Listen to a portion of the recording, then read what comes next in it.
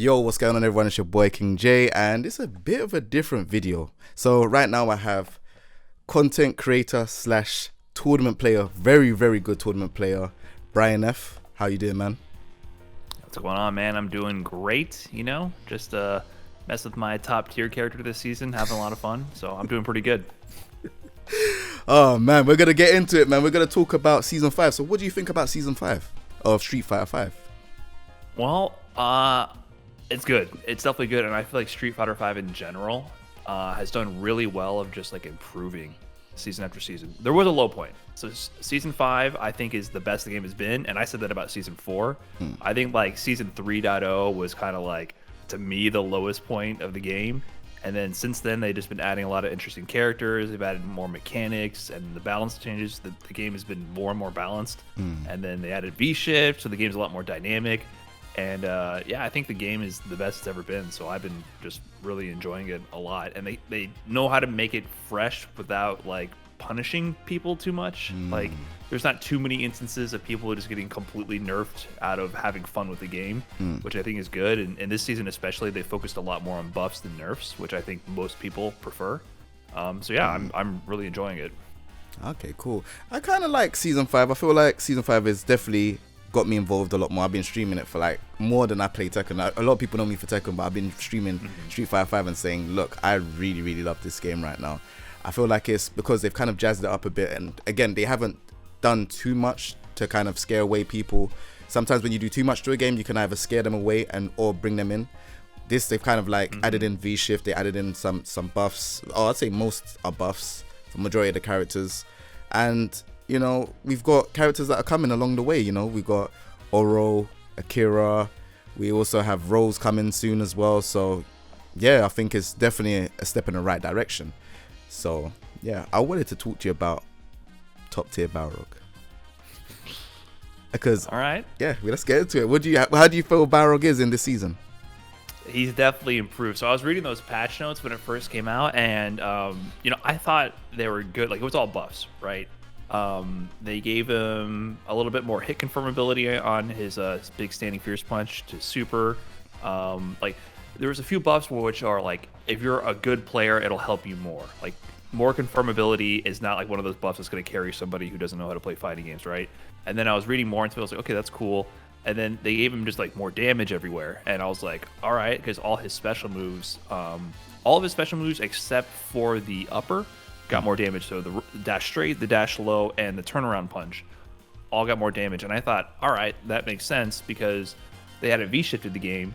All of Balrog's moves are special moves that he lunges across the screen at you. If people are on point, they might just V-shift you, and there's a bit more risk involved. But then on top of that, I kept reading, and then they said they made all dash punches on block -4. And I'm like, oh, they're really trying to like tweak the risk reward here. They're really trying to, because previously light dash straight was -4. And what that means is, you have to have only your jabs basically can punish it, right? And that's only if you do it at a bad spacing, too close. Yeah. So there's always like a sweet spot on the screen where like, if I'm right here and you're there, I can space this move or I lunge at you. And if you block it, you can't punish me. If I'm too far, I can whiff it and you punish me. If I'm too close, you can punish me, right? So there's like a sweet spot. But now there's like multiple sweet spots, because the medium one goes even further, right? It goes from like more like half screen than quarter screen. And then the heavy punch one is like full screen. So there's like all these sweet spots where I could control the screen. And if I space it right, you can't punish any of them, because previously like the mediums were like -6 or and heavy was -7. So your heavies and medium punches, which have more range, would be able to punish. So it was a lot harder to space them, because even if I'm further away, your medium will reach and you'll get a combo. So now it's like, oh, I can really like be almost anywhere on screen and potentially just fly at you, smack you, beat you up for more damage, for like 10 more damage on each one of these. And just like harass from everywhere. And I was like, oh, like this might be something good. Like this might actually add up to something. And the memes on Twitter have been reflecting that. People are angry about it. But I think it's, the funny thing is, I think it's more like Balrog has been creeping up since season 3, because that was the low point. Like from 2 to 3, they nerfed him to hell. Like 2.0 Balrog was too good. right? There was a lot of things that were too good. Tap was busted. Like, that move did everything, right? So because Tap was busted, they nerfed so many other things. You know, I was pretty upset about that. Like, this move is broken, but then you nerf like my damage everywhere. My crush counter combos don't work.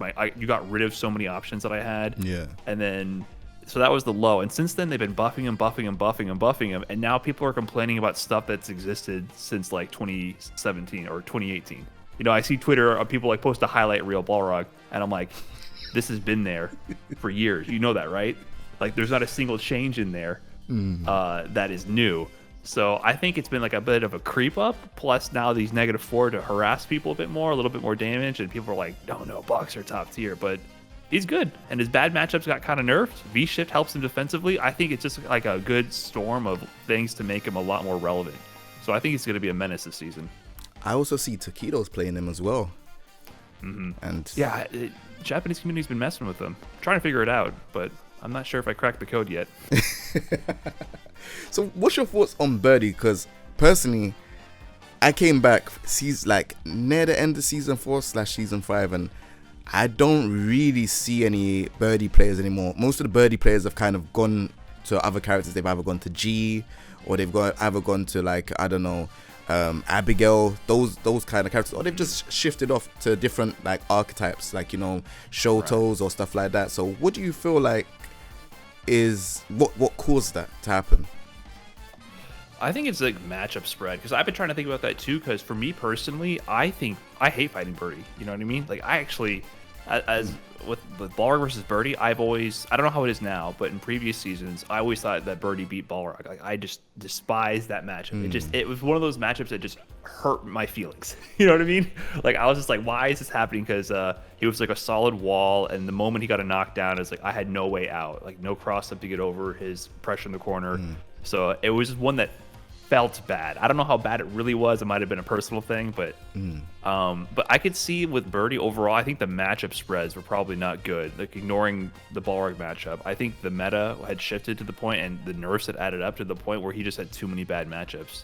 So like, if you look at Mena, like, he plays the whole cast, and I can imagine, like, you know, his training partner being Kaba would definitely drive someone to consider their options. If he had to play one of the best Guiles, or the best Guile potentially in the world every day, I think you might start considering some other options. So I gotta say, it's probably like all those nerfs to like the Bullhead and the Zonks adding up, and he's a lot more punishable in certain things depending on the character. Like, he's still like you still have to know the matchup, because he's always been wonky like that. Like, he's punishable, maybe. Are you sure? Like, did you practice your punishes with your character in this situation? With V-Trigger 1, with EX, without V-Trigger, you know?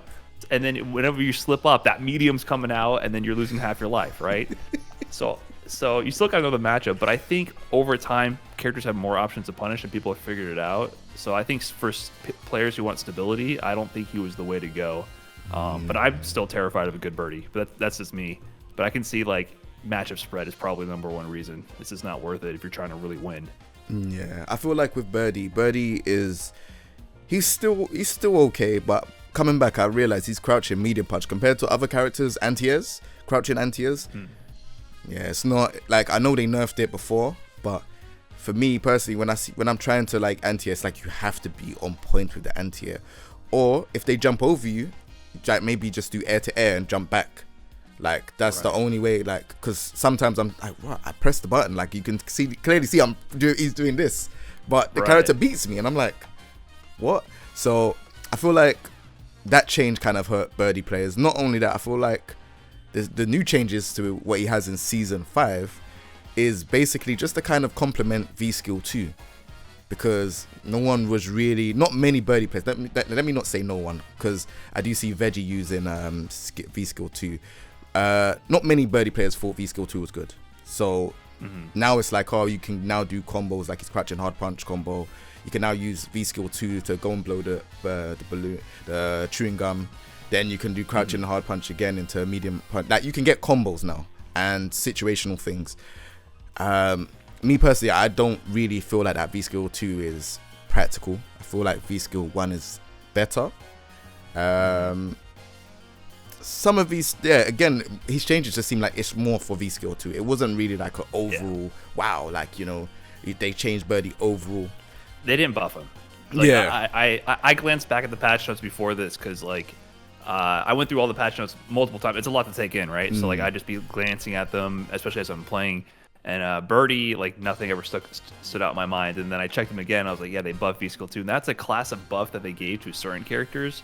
Like there's buffs to the character. Then there's like, okay, we designed this new V system that came later in the game, and it just was never good enough. Or like their initial V-Trigger 1, V-Skill 1 were just so built into the character or integrated so well that no one went over to this, so let's buff it. And then, like, Cammy got that, right? I mean, Cammy doesn't need buffs, but she got her V-Trigger 2 got buffed, right? No one's still going to use that V-Trigger 2. It doesn't matter because V-Trigger 1 is so simple and effective. Right. Birdie V-Skill 2 got buffed. It doesn't matter because V-Skill 1 is so simple and so effective, right? It's like so built into the character. He's a wall, and then he has his option that lets his wall move forward. Like, it's so perfect for the character that you're going to have to make V-Skill 2 just shoot a bomb that's unblockable. Yeah, literally. The gum has to be unblockable and instantly give you a combo for people to switch over to it. Yeah. So, yeah, it's not, I don't consider that a buff, really. It's just like, please use this new V-Skill. We took the time to design it and make it. Please try it out. Right. That's exactly where it is.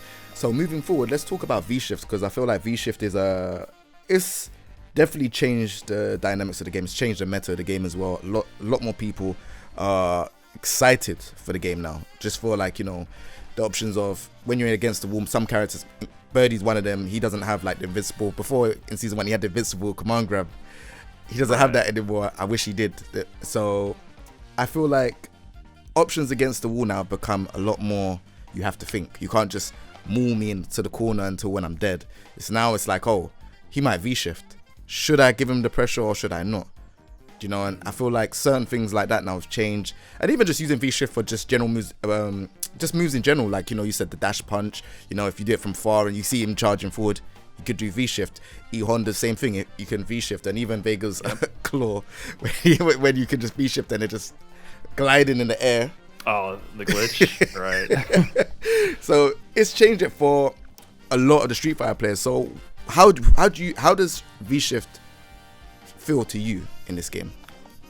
I think it's a lot more complex, or I don't know if I want to say complex, but I think it's harder to master to get real utility out of it than I initially thought it would be, because it has a lot more recovery than a backdash. So like the way I kind of think about V-shift, it's like a backdash on steroids, right? It's a backdash plus it has a parry, an invisible parry hitbox that if you interact with it while the backdash is going on, it triggers that slowdown.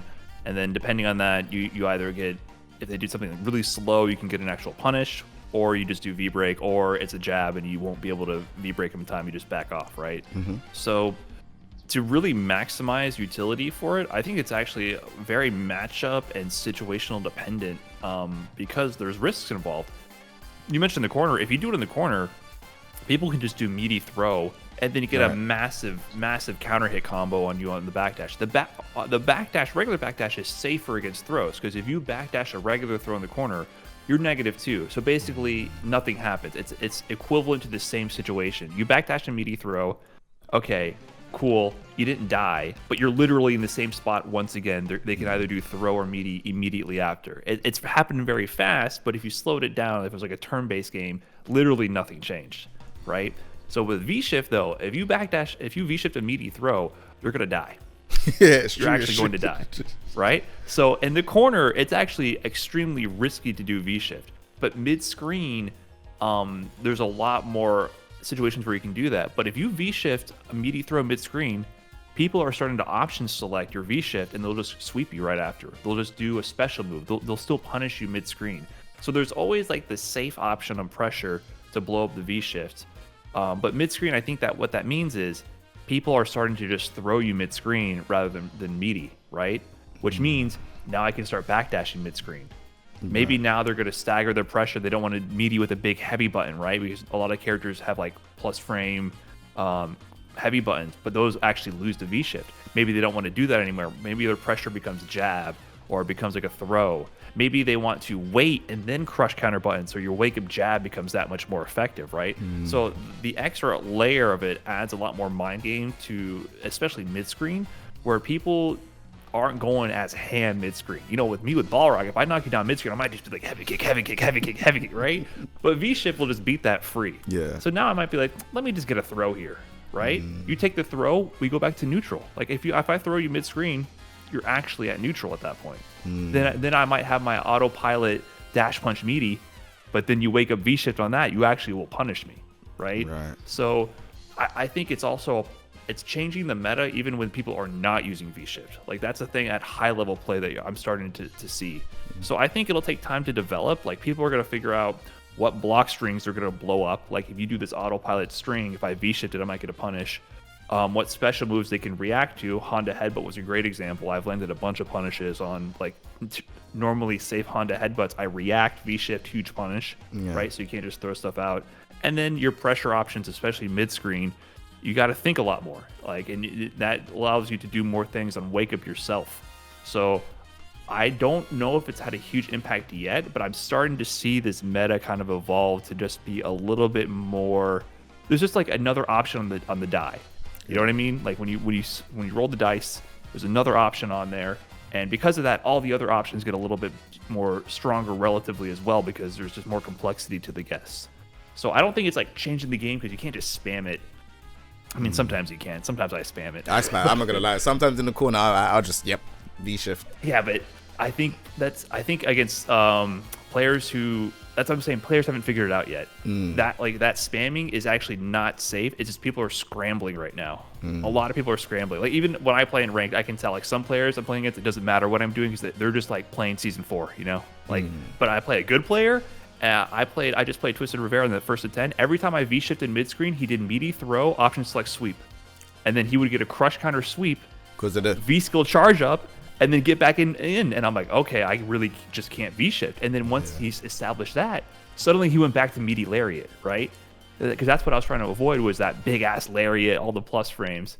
So he knew how to, like, mix that option up. And if I V-shift, I knew it was a risk. It wasn't free. I was like, oh, I'm committing to this V-shift option. So I think that's really starting to evolve. And I think it'll get more and more complex. And there's going to be a lot of things like, what did they not do there? You know what I mean? Like the high level stuff. What did they not do because of this threat? So I'm excited for that. But at low level, it's going to be scrambly for a while. Nah, definitely understand that, man. Because it's new. A lot of people, I feel like people are at different levels. Every in the mid level or the high level play, people at different levels with the V shift because everyone's understanding. And I feel like that's kind of what's built this whole, let's come back to Street Fighter 5. That's what happened for me. Because I was watching the trailer. I was like, V shift. This looks like it can be good. So then when I've played it and I was actually seeing what was going on and the level, different level of play, I was like, yeah, nah, I need to get back on. I need to get back my Birdie to how I was before. So I was like, yeah, I'm not leaving no more. I can't leave this anymore. So, yeah. Before it gets weird. Uriel? Rashid, maybe? Uriel? He was adjusted a little bit. V-shift. Oh, the V-trigger going away is kind of a decent nerf. His V-trigger goes away. He could be in there. Man, I'm gonna have 10 characters in the top 5. Urian. I guess I'll put Karen also.